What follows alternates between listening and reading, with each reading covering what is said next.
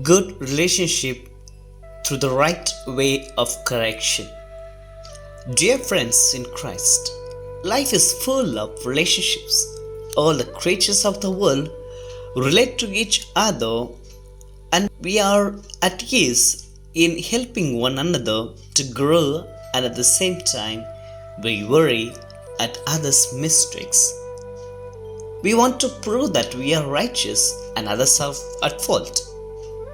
We have failed in many times about it, very especially in correcting one another. Let us give up our self-righteous attitude and take up the new invitation.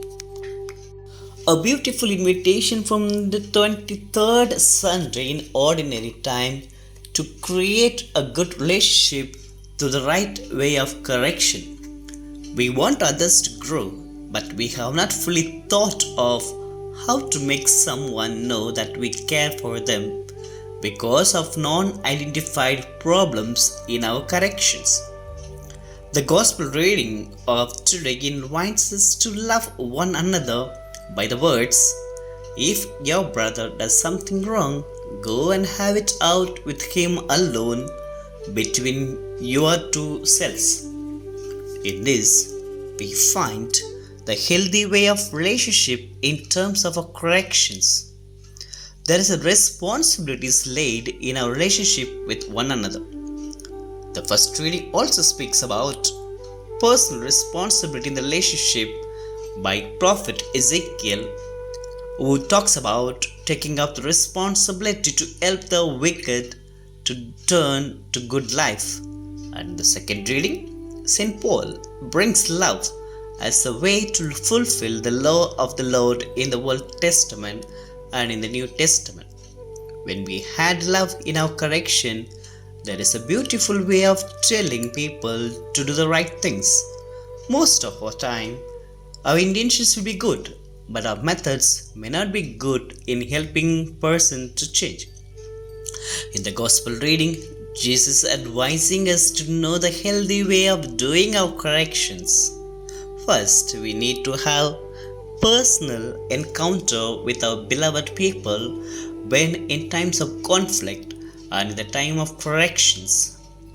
In that personal time, there's a need of listening capability as it needs space and time to allow the person to speak and to listen. Secondly, we need to have a third person if not succeeded in the personal encounter. It helps us to keep the truth in the conversation and to see the sides of the both person when they report the case.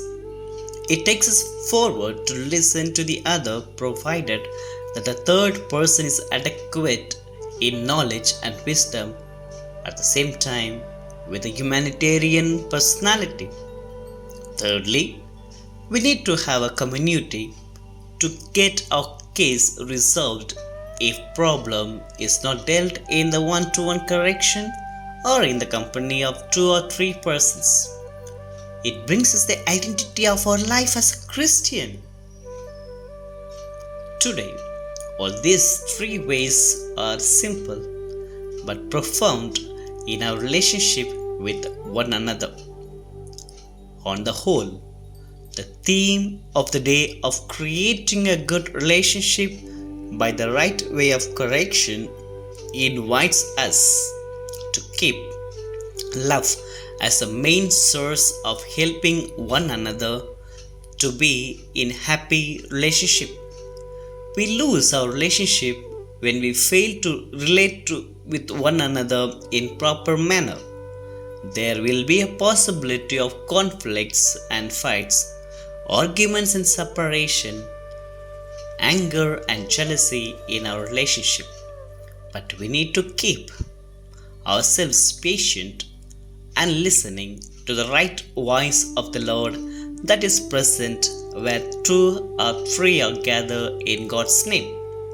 Therefore, today's liturgy challenges us to correct one another in love and with respect so that the entire Christian community, all the members of the Christ, may glorify the wonder and the beauty of God who has made each one of us in His image and who calls us to live as His children.